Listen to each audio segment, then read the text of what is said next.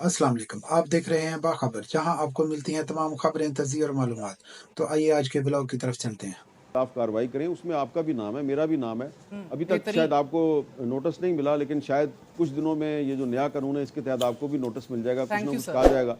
वो of the record ये कहते हैं जी कि ये आप लोग जितना मर्ज़ी एहतजाज करें, जिस तरह पीटीआई को भी हमने तो नहीं ना सँभाला, किसी और ने सँभाला है, तो आपको भी कोई और सँभाल लेगा। मीर साहब, आपसे आगाज करूंगी। 15 मिनट में सेनेट की कायमा कमेटी बराए दाखिला से मंजूरी हो गई। कामरान मुर्तजा की तमाम तर अमेंडमेंट्स भी रद्द कर दी गई। उजलत किस बात की है इस हुकूमत को? इसके पीछे क्या मकासद कारफरमा दिखाई दे रहे हैं आपको? ये सबको पता है कि ये जिस तरीके से कौमी असम्बली में पास किया गया बिल, उसी तरीके से सेनेट से भी पास करवाया गया। स्टैंडिंग कमेटी में भी जो है इस पर कोई ज़्यादा बहस करने की इजाज़त नहीं दी गई। और जो स्टैंडिंग कमेटी ऑन इंटीरियर के चेयरमैन थे सेनेटर फैसल सलीम, जिनका ताल्लुक पीटीआई से था, उनको उनकी अपनी ही पार्टी ने शोकाज नोटिस भी दे दिया है। तो सिर्फ हुकूमत का तमाशा नहीं बना, बल्कि अपोजिशन का भी तमाशा बना है।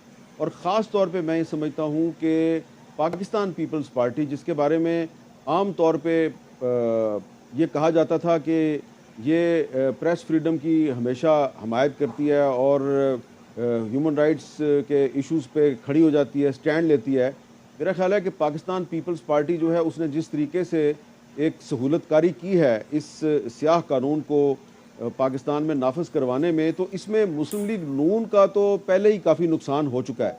लेकिन अब जो सबसे ज़्यादा इसका जो नुकसान है, वो पाकिस्तान पीपल्स पार्टी को होगा। और पाकिस्तान तहरीक इंसाफ ने जो माजी में गलतियाँ की थी, क्योंकि तहरीक इंसाफ की क़यादत ने भी पीका का जो कानून है, इसको एक सदारती ऑर्डीनेंस के ज़रिए हम पर इम्पोज़ किया था और उस वक्त हमने अदालतों के ज़रिए रिलीफ हासिल किया था। तो आज तहरीक इंसाफ जो है वो इसकी मुखालफत कर रही है, जेयूआई इसकी मुखालफत कर रही है, बाकी जो पार्टियाँ हैं अपोजिशन की, वो मुखालफत कर रही हैं। लेकिन मुस्लिम लीग नून जो है, उसके साथ अगर सबसे ज़्यादा नुकसान हुआ है तो वो पीपल्स पार्टी को हुआ है। अब सवाल ये पैदा होता है कि पीपल्स पार्टी ने ऐसा किया क्यों है? तो मैंने ये बात जो है, ये 2-3 दिन से मैं पूछ रहा हूँ पीपल्स पार्टी में अपने दोस्तों से, तो वो बड़े परेशान हैं इस पे। ऑफ द रिकॉर्ड ये कहते हैं जी कि पार्टी बिल्कुल इसको सपोर्ट नहीं कर रही थी। बिलावल साहब ने स्टैंड लेने की कोशिश की, लेकिन उनकी नहीं चली।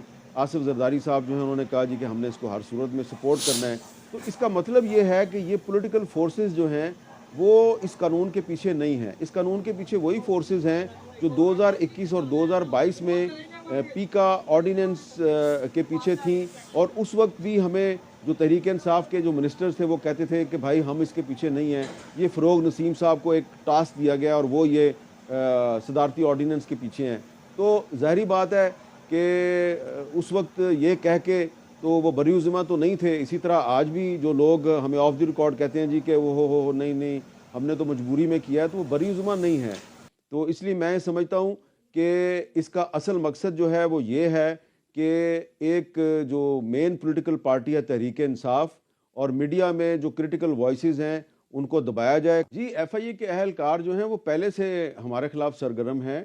और मुझे एक पूरी लिस्ट का पता है, तकरीबन 65 के करीब सहाफ़ियों की एक लिस्ट है जो कि पिछले साल तैयार की गई थी, और एफआईए को टास्क दिया गया था कि आप स्लोली एंड ग्रेजुअली इन सब के खिलाफ कार्रवाई करें। उसमें आपका भी नाम है, मेरा भी नाम है। अभी तक शायद बेहतरीन। आपको नोटिस नहीं मिला, लेकिन शायद कुछ दिनों में ये जो नया कानून है, इसके तहत आपको भी नोटिस मिल जाएगा, कुछ ना थैंक यू कुछ सर। कहा जाएगा। आपने ये ट्वीट क्यों कर दी, आपने ये वाली बात क्यों कर दी?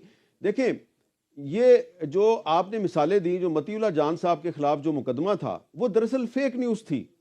और असद तूर पे जो मुकदमा था, वो दरअसल फेक न्यूज़ थी। मैं यही अर्ज करने की कोशिश कर रहा हूं कि रियासत खुद पाकिस्तान में फेक न्यूज़ फैलाती है। जैसा कि आज सेनेट में एक वजीर साहब जो हैं, उन्होंने ये दावा किया कि पाकिस्तान में जो है ना, मादर पिदर आज़ादी जो है वो उसकी हम इजाज़त नहीं देंगे, क्योंकि सोशल मीडिया के ऊपर कोई कानून लागू नहीं होता, इसलिए हमने सोशल मीडिया को रेगुलेट करने की कोशिश की है। ये भी एक फेक न्यूज़ है। देखिए, 2016 में आपने पीका एक्ट मंजूर किया था और साइबर क्राइम लॉ बनाया था, तो आपने सोशल मीडिया ही को तो कंट्रोल करने के लिए बनाया था ना। उसके बाद 2021 में इमरान खान साहब की हुकूमत ने सोशल मीडिया रूल्स 2021 जो है उनको मंजूर किया। उसके खिलाफ भी हम अदालत में गए। इस्लामाबाद हाई कोर्ट ने हुकूमत से कहा कि आप जो स्टेक होल्डर्स हैं उनके साथ मुज़ाकरात करें, बातचीत करें और इसमें चेंजेस लेके आएँ। लेकिन इमरान खान साहब की हुकूमत ने उसमें चेंजेस जो हैं वो लाने की कोई जहमत गवारा नहीं की, और फिर उन्हीं सोशल मीडिया रूल्स 2021 के तहत जो है वो FIA और दीगर अदारे जो हैं वो सहाफ़ियों के खिलाफ कार्रवाई करते रहे। अब उसको मज़ीद सख्त कर दिया गया ये पीका अमेंडमेंट एक्ट के तहत। तो ये देखें, ये या तो हुकूमत के वज़ीरों को पता नहीं है, या वो जानते हुए बूझते हुए वो फेक न्यूज़ फैला रहे हैं। ये कहना कि जी पाकिस्तान में सोशल मीडिया को रेगुलेट करने का कोई कानून मौजूद नहीं, बिल्कुल गलत बात है। खुद पीका एक्ट 2016 जो है वो है, और सोशल मीडिया रेगुलेशंस के तहत जो रूल्स बनाए गए 2021 में, और आज जो वुज़रा हजरात ये कह रहे हैं जी कि नहीं नहीं नहीं, हम तो सिर्फ जो है, हमारा तो मकसद सिर्फ फेक न्यूज़ जो है उसको रोकना है, और हम तो सिर्फ सोशल मीडिया को रेगुलेट करना चाहते हैं। तो थोड़े दिनों में जब FIA के जरिए कार्रवाइयाँ शुरू होंगी तो एक दफ़ा फिर इनके जो आज बयानात हैं ये एक फेक न्यूज़ में तब्दील हो जाएंगे। आप एक्सपेक्ट कर रहे हैं शहजाद इकबाल की ये कार्रवाइयां दिनों की बात है, जिस तरह मीर साहब कह रहे हैं? मेरा भी नाम लिस्ट में है, अल्लाह खैर करे, शायद आपका भी हो। देखें हुकूमत जो है ना वो ज़्यादा कंसर्न नहीं है। हुकूमत के एक दो लोग जो हैं उनसे मेरी बात हुई, तो वो ऑफ द रिकॉर्ड ये कहते हैं जी कि ये आप लोग जितना मर्जी एहतजाज करें, जिस तरह PTI को भी हमने तो नहीं ना संभाला, किसी और ने संभाला है, तो आपको भी कोई और संभाल लेगा। तो इसलिए हुकूमत जो है ना वो उसका कोई प्रॉब्लम मुझे नज़र नहीं आ रहा कि सहाफ़ी और सिविल सोसाइटी और वकला जो हैं वो सड़कों पे आ गए हैं और मुजाहरे कर रहे हैं। उनका ये ख्याल था कि ये जो Pakistan federal union of journalist है, इसके बहुत से ग्रुप हैं, सहाफ़ियों में बड़ी ग्रुप बंदी है, जिसको कि कुछ रियासती इदारों ने उसको बढ़ाया भी है, सहाफ़ियों को भी तकसीम किया है, वकीलों को भी तकसीम किया है, सिविल सोसाइटी को भी एक दूसरे के खिलाफ सफारा करने को। तो उनकी एक लड़ाओ की और हुकूमत करने की एक पॉलिसी है। तो वो आने वाले दिनों में ये जो जॉइंट एक्शन कमेटी है इसको तोड़ने की कोशिश करेंगे, सहाफ़ियों को सहाफ़ियों के खिलाफ इस्तेमाल करने की कोशिश करेंगे। इमरान खान के दौर में भी मीडिया पर पाबंदियाँ लगाई गई थी, बहुत से जो सहाफ़ी हैं उनको नौकरियों से निकाला गया था, कुछ TV चैनल्स की जो ट्रांसमिशन है उसको ब्लॉक किया गया था। लेकिन इतना मीडिया दुश्मन कानून जो है वो नहीं लाया गया था, क्योंकि ये जो 2025 का जो मीडिया अमेंडमेंट एक्ट है, ये 2022 का जो पीका अमेंडमेंट ऑर्डिनेंस है, ये उससे 100 गुना ज़्यादा ख़तरनाक है। तो इस लिहाज से मैं ये कहने पे मजबूर हूँ कि शहबाज शरीफ साहब की हुकूमत इमरान खान की हुकूमत से 100 गुना ज़्यादा मीडिया पर भारी साबित हुई। मीर साहब, आपसे आगाज करूंगी। 15 मिनट में सेनेट की कायमा कमेटी बराए दाखिला से मंजूरी हो गई, कामरान मुर्तजा की तमाम तर अमेंडमेंट्स भी रद्द कर दी गई। उजलत किस बात की है इस हुकूमत को? इसके पीछे क्या मकासद कारफरमा दिखाई दे रहे हैं आपको? सबको पता है कि ये जिस तरीके से कौमी असम्बली में पास किया गया बिल, उसी तरीके से सेनेट से भी पास करवाया गया। स्टैंडिंग कमेटी में भी जो है इस पर कोई ज़्यादा बहस करने की इजाज़त नहीं दी गई, और जो स्टैंडिंग कमेटी ऑन इंटीरियर के चेयरमैन थे सेनेटर फैसल सलीम, जिनका ताल्लुक PTI से था, उनको उनकी अपनी ही पार्टी ने शोकाज नोटिस भी दे दिया है। तो सिर्फ हुकूमत का तमाशा नहीं बना बल्कि अपोजिशन का भी तमाशा बना है। और ख़ास तौर पे मैं ये समझता हूँ कि पाकिस्तान पीपल्स पार्टी, जिसके बारे में आम तौर पे ये कहा जाता था कि ये प्रेस फ्रीडम की हमेशा हमायत करती है और ह्यूमन राइट्स के इश्यूज़ पे खड़ी हो जाती है, स्टैंड लेती है, मेरा ख्याल है कि पाकिस्तान पीपल्स पार्टी जो है उसने जिस तरीके से एक सहूलतकारी की है इस स्याह कानून को पाकिस्तान में नाफिज करवाने में, तो इसमें मुस्लिम लीग नून का तो पहले ही काफ़ी नुकसान हो चुका है। लेकिन अब जो सबसे ज़्यादा इसका जो नुकसान है वो पाकिस्तान पीपल्स पार्टी को होगा। और पाकिस्तान तहरीक इंसाफ ने जो माजी में गलतियाँ की थी, क्योंकि तहरीक इंसाफ की क़यादत ने भी पीका का जो कानून है इसको एक सदारती ऑर्डिनेंस के ज़रिए हम पर इम्पोज किया था, और उस वक्त हमने अदालतों के ज़रिए रिलीफ हासिल किया था। तो आज तहरीक इंसाफ जो है वो इसकी मुखालफत कर रही है, JUI इसकी मुखालफत कर रही है, बाकी जो पार्टियां हैं अपोजिशन की वो मुखालफत कर रही हैं। लेकिन मुस्लिम लीग नून जो है उसके साथ अगर सबसे ज़्यादा नुकसान हुआ तो पीपल्स पार्टी को हुआ है। अब सवाल ये पैदा होता है कि पीपल्स पार्टी ने ऐसा किया क्यों है। तो मैंने ये बात जो है ये 2-3 दिन से मैं पूछ रहा हूँ पीपल्स पार्टी में अपने दोस्तों से, तो वो बड़े परेशान हैं इस पे।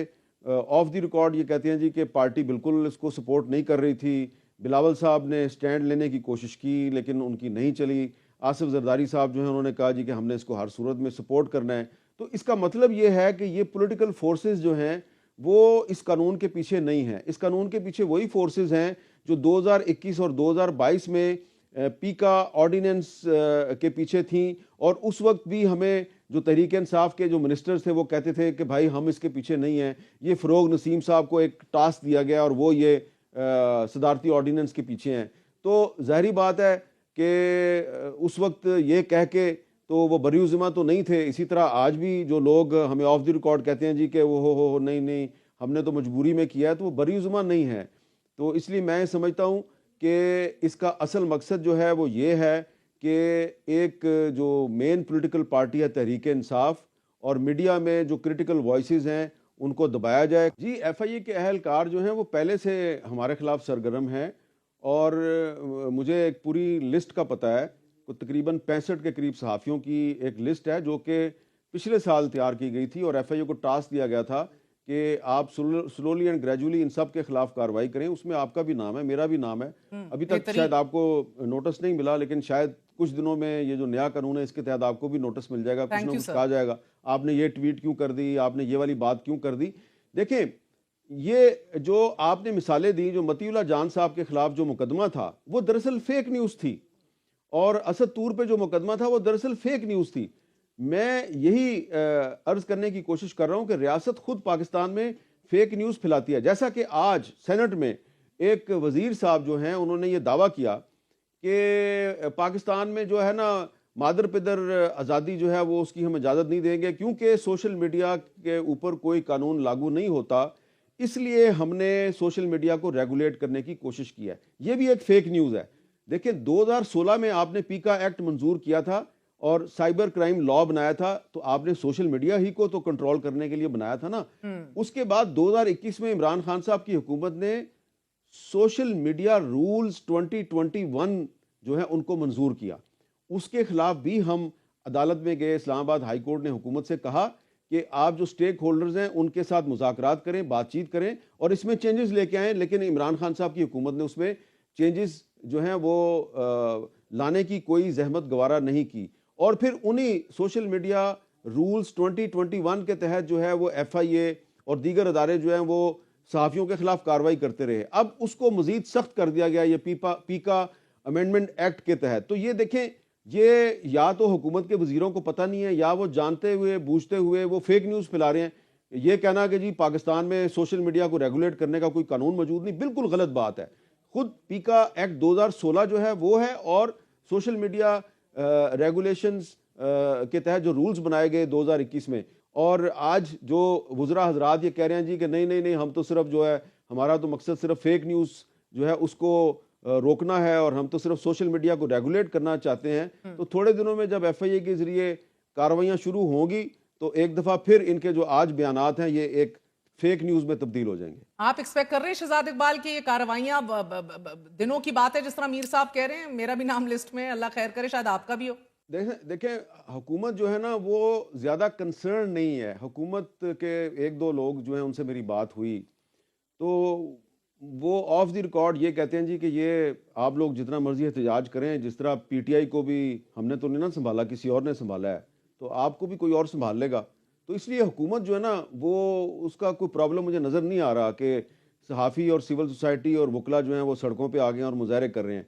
उनका ये ख्याल था कि ये जो Pakistan federal union of journalist है इसके बहुत से ग्रुप हैं, सहाफ़ियों में बड़ी ग्रुप बंदी है, जिसको कि कुछ रियासती इदारों ने उसको बढ़ाया भी है, सहाफ़ियों को भी तकसीम किया है, वकीलों को भी तकसीम किया है, सिविल सोसाइटी को भी एक दूसरे के खिलाफ सफारा करने को। तो उनकी एक लड़ाव की और हुकूमत करने की एक पॉलिसी है। तो वो आने वाले दिनों में ये जो जॉइंट एक्शन कमेटी है इसको तोड़ने की कोशिश करेंगे, सहाफ़ियों को सहाफ़ियों के खिलाफ इस्तेमाल करने की कोशिश करेंगे। इमरान खान के दौर में भी मीडिया पर पाबंदियाँ लगाई गई थी, बहुत से जो सहाफ़ी हैं उनको नौकरियों से निकाला गया था, कुछ TV चैनल्स की जो ट्रांसमिशन है उसको ब्लॉक किया गया था। लेकिन इतना मीडिया दुश्मन कानून जो है वो नहीं लाया गया था, क्योंकि ये जो 2025 का जो मीडिया अमेंडमेंट एक्ट है ये 2022 का जो पीका अमेंडमेंट ऑर्डिनेंस है ये उससे 100 गुना ज़्यादा ख़तरनाक है। तो इस लिहाज से मैं ये कहने पे मजबूर हूँ कि शहबाज शरीफ साहब की हुकूमत इमरान खान की हुकूमत से 100 गुना ज़्यादा मीडिया पर भारी साबित